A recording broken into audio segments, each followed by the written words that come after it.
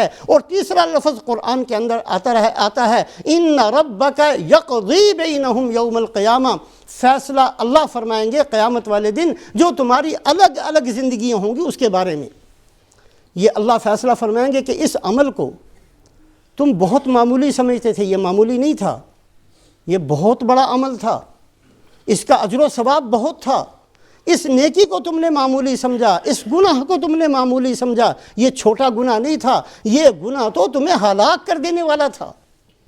حضرت امام غزالی رحمۃ اللہ علیہ نے فرمایا اپنی ایک کتاب کے اندر، ایک آدمی کسی کرائے کے مکان میں کسی کے مکان میں کرایہ دے کر رہتا ہوتا تھا۔ ایک دفعہ اس نے تحریر لکھی، اس زمانے میں تحریر لکھتے تھے وہ گیلی ہوتی تھی اور اس کو خشک کرنے کے لیے اس پر تھوڑی سی مٹی ڈال دیا کرتے تھے، تو اس نے مٹی اوپر ڈالنے کے لیے وہ دیوار کو کھرچنا شروع کیا، مٹی کی دیوار تھی اس کو کھرچنا شروع کیا۔ پھر دل میں خیال آیا کہ مجھے کھرچنے کا حق نہیں ہے، میرا مکان تھوڑی ہے۔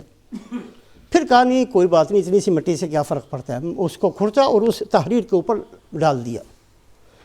ڈالتے ہی اللہ کی طرف سے آواز آئی، سَيَعْلَمُ الْمُسْتَخِفُّ بِالتُّرَابِ، آج اس تھوڑی سی مٹی کو معمولی سمجھنے والے، سَيَعْلَمُ الْغَدَ مِن طُولِ الْحِسَابِ، کل تجھے پتہ چلے گا کہ یہ تھوڑی سی مٹی نہیں ہے، اس کا حساب بہت بڑا ہے، یہ کسی کا حق تم ضائع کر رہے ہو، اس کا حساب جب دینا پڑے گا پھر پتہ چلے گا یہ کہ معمولی کام نہیں ہے، یہ بہت بڑی مصیبت تم نے اپنے گلے باندھ لی ہے۔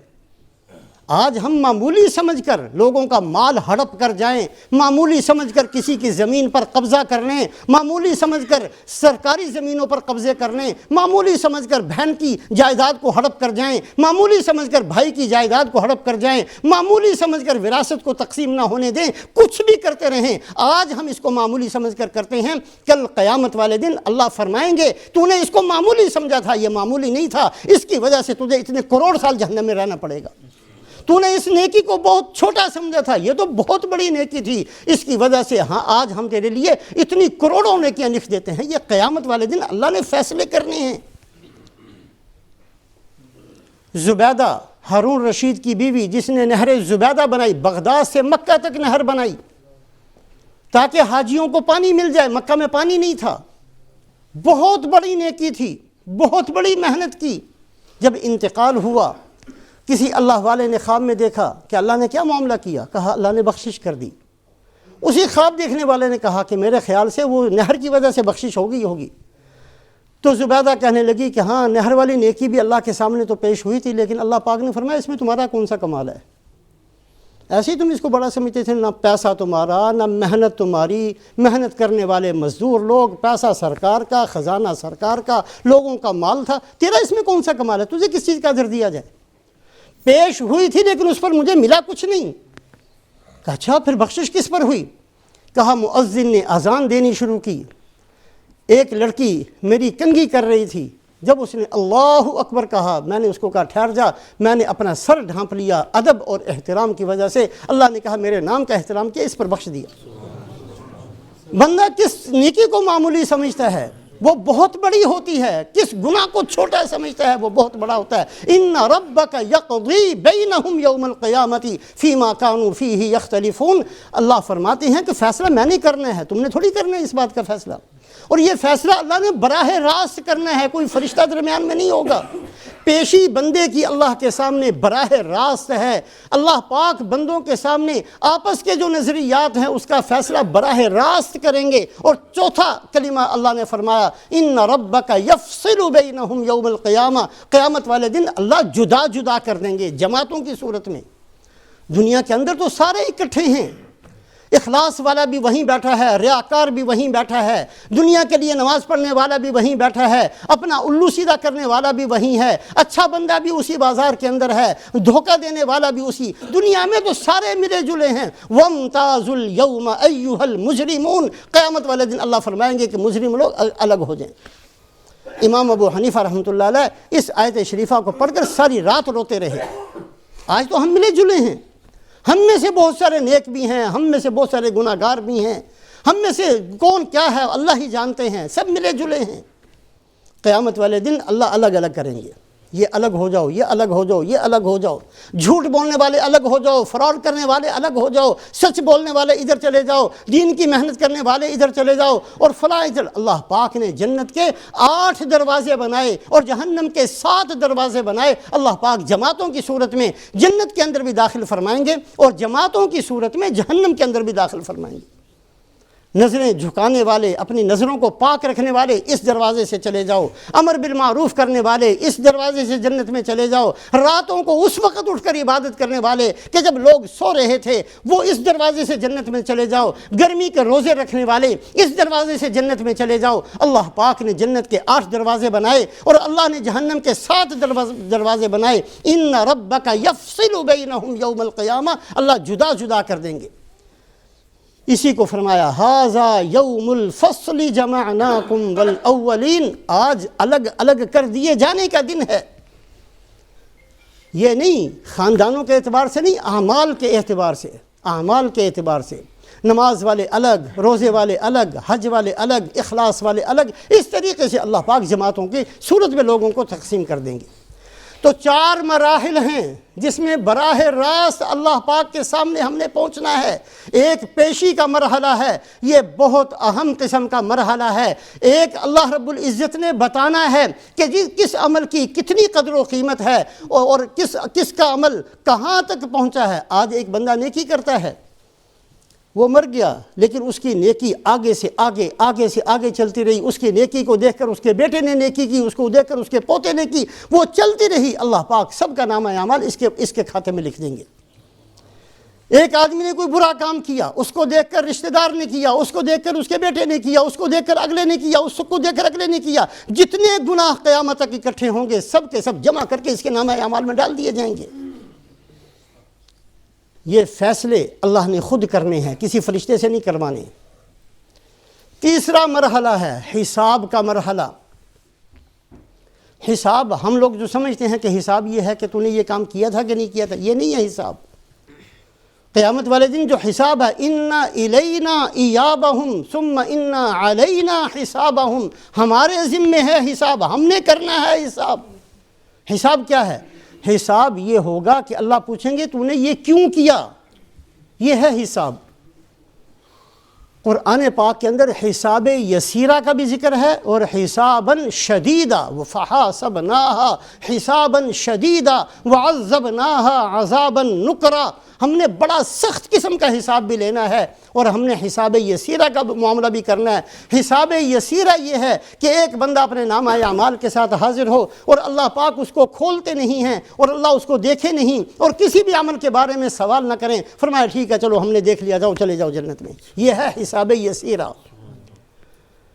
اور دوسرا ہے حساباً شدیدہ، کھولیں یہ کام کیوں کر کے آئے تھے۔ فَيَوْمَئِذٍ لَا يُسْأَلُ عَنْ ذَنْبِهِ إِنسٌ وَلَا جان، قیامت والے دن کسی بندے سے، کسی جن سے یہ نہیں پوچھا جائے گا کہ تم نے یہ کیا تھا کہ نہیں کیا تھا، اس لیے کہ جو کیا تھا وہ لکھا ہوا ہے، اس کو پوچھنے کی ضرورت نہیں ہے۔ یہ پوچھا جائے گا کہ کیوں کیا تھا، یہ گناہ کیوں کیا تھا، یہ نافرمانی کیوں کی تھی، یہ چوری کیوں کی تھی، یہ ڈاکہ کیوں ڈالا تھا۔ یہ جو کیوں کا سوال ہے یہ ہے حساب۔ یہ بھی اللہ پاک نے براہ راست خود لینا ہے، کسی فرشتے کو اللہ پاک نے یہ سپرد نہیں کرنا۔ اور چوتھا کام، چوتھا مرحلہ کہ بندے کا اور اللہ کا براہ راست معاملہ ہے۔ یہ 4 مراحل ہیں، ہم نے سب کو اپنی زندگی گزارتے ہوئے ان 4 مرحلوں کو سامنے رکھنا ہے۔ یہ سوچنا ہے کہ ہم یہ 4 جگہوں پر اللہ کے سامنے سرخرو ہوتے ہیں کہ نہیں ہوتے۔ آج اس کے سوچنے کا وقت ہے، کل نہیں ہوگا۔ چوتھا ہے بدلے کا بدلہ، یہ اللہ نے خود دینا ہے، کسی فرشتے کے ذریعے سے نہیں دلوائیں گے، اللہ بدلہ خود دیں گے۔ إِنَّ هَذَا كَانَ لَكُمْ جَزَاءً وَكَانَ سَعْيُكُمْ مَشْكُورًا، ایک بندے کو اللہ بلا کر فرمائیں گے جو تو نے کوشش محنت کی، جو تو نے راتوں کو اٹھ کر ٹھنڈے پانی سے وضو کیا، جو تو راتوں کو اٹھ کر ہمارے سامنے سجدے میں سر جھکا کر روتا رہا، جو تو نے محنت کی ہے، جو تو نے بھوک اور پیاس کی حالت میں روزے رکھے ہیں، إِنَّ هَذَا كَانَ لَكُمْ جَزَاءً، یہ ساری کی ساری جنت انہی اعمال کا بدلہ ہے۔ وَكَانَ سَعْيُكُمْ مَشْكُورًا، اور ہم نے بڑی قدر کی ہے تیری نیکیوں کی، بڑی قدر کی ہے۔ ہم نے چھوٹی سے چھوٹی نیکی کم سے کم 10 کے برابر اس کا بدلہ دیا ہے، اور ہمیشہ ہمیشہ ہم دیتے بھی رہیں گے۔ وَكَانَ سَعْيُكُمْ مَشْكُورًا، تمہاری محنتوں کی بڑی قدر ہمارے ہاں ہے۔ أُولَئِكَ يُجْزَوْنَ الْغُرْفَةَ بِمَا صَبَرُوا وَيُلَقَّوْنَ فِيهَا تَحِيَّةً وَسَلَامًا۔ قرآن پاک کے اندر فرمایا کہ اللہ پاک جنت کے اونچے بالا خانے ان کو دیں گے، اور فرمایا کہ وہ اتنے اونچے ہوں گے کہ تم میں سے کوئی آدمی اس کو دیکھنے کے لیے ایسے سر اوپر کرے گا جیسے تم ستاروں کو دیکھنے کے لیے سروں کو اوپر کرتے ہو۔ اللہ پاک فرشتوں کو کہیں گے یہ ان کا بدلہ میں نے لکھ دیا ہے، تمہاری ذمہ داری صرف یہ ہے کہ تم صبح بھی جایا کرو، شام بھی جایا کرو، ان کو سلام کیا کرو۔ وَيُلَقَّوْنَ فِيهَا تَحِيَّةً وَسَلَامًا۔ رسول پاک علیہ السلام نے فرمایا کہ یہ جو بدلہ دیا جائے گا یہ ان لوگوں کو اللہ دیں گے، اللہ فرمائیں گے یہ میرے وہ بندے ہیں، ان کے دل کے اندر بھی بہت ساری خواہشات ہیں، جیسے ہر دنیا دار کے دل میں ہوتی ہے، ان کے دلوں میں بھی بہت ساری خواہشات ہیں۔ یہ بھی اچھا کھانا چاہتے تھے، یہ بھی اچھا پہننا چاہتے تھے، یہ بھی دنیا کی لذتیں حاصل کرنا چاہتے تھے، یہ بھی دنیا کے اندر بہت کچھ چاہتے تھے جو دوسرے لوگ چاہتے تھے، ان کے اندر بھی آخر دل تھا، لیکن کوئی بھی چیز چاہتے تھے پھر سوچتے تھے نہیں اللہ نے منع کیا، ہم نے چھوڑ دینی ہے۔ میری وجہ سے خواہشات کے اوپر پاؤں رکھتے رہتے تھے، جو دل کے اندر آتا تھا میری رضا کی وجہ سے اس کو روند دیتے تھے، اس سے آگے چلے جانے، نہیں ہم نے نہیں یہ کرنا۔ بہت ساری خواہشات میری رضا کی وجہ سے، میرے حکم کی وجہ سے پاؤں کے نیچے دباتے چلے گئے، ان کی کوئی خواہش پوری نہیں ہوئی۔ یہ اچھا کھانا چاہتے تھے کھا نہیں سکے، یہ اچھا پہننا چاہتے تھے پہن نہیں سکے، یہ محلات بنانا چاہتے تھے نہیں بنا سکے، یہ زمین کے اندر فقر و فاقہ کے ساتھ زندگی گزارتے رہے۔ اولئک یجزون الغرفۃ بما صبروا ویلقون فیہا تحیۃ وسلاما۔ اللہ فرمائیں گے ان کو ایسی اونچی جنت دو، ایسی اونچی جنت دو کہ جنت والے بھی اس کو دیکھنے کے لیے ایسے اپنے سروں کو اٹھائیں جیسے تم لوگ دنیا کے اندر ستاروں کو دیکھنے کے لیے سروں کو اوپر کرتے ہو، اور فرشتوں کو مقرر کریں جو ان کو جا کر سلام کیا کریں۔ تو یہ چار مرحلے بہت اہم ہیں۔ پیشی بندے کی اللہ کے سامنے ہوگی، کوئی درمیان میں واسطہ نہیں ہوگا۔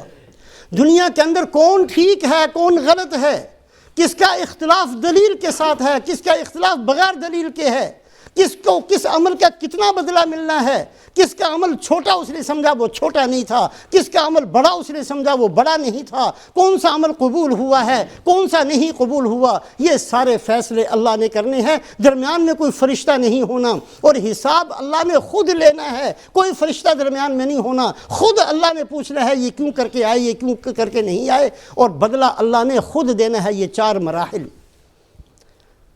جب بھی اللہ توفیق دے بیٹھ کر سوچنا چاہیے ہم سب کو، ہم نے سب نے ان 4 مراحل کے اندر سے گزرنا ہے۔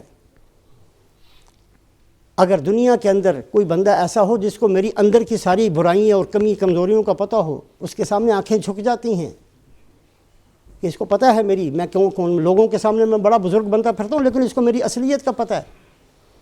اللہ سے کون سی چیز چھپی ہوئی ہوگی؟ اللہ تو ہمارے اندر سے جانتے ہیں ایک ایک چیز، سب کچھ وہاں موجود۔ فَمَن يَعْمَلْ مِثْقَالَ ذَرَّةٍ خَيْرًا يَرَى وَمَن يَعْمَلْ مِثْقَالَ ذَرَّةٍ شَرًّا يَرَى۔ ایک ایک گناہ موجود۔ کتنی شرم آئے گی اللہ کے سامنے کہ اللہ کا کھا کر نافرمانی کی ہے۔ لہٰذا آج موقع ہے، توبہ استغفار سے اپنے گناہوں کو معاف کروا سکتے ہیں اور نیکیوں سے اپنے نامہ اعمال کو بھر سکتے ہیں۔ اللہ ہم سب کو عمل کی توفیق نصیب فرمائے۔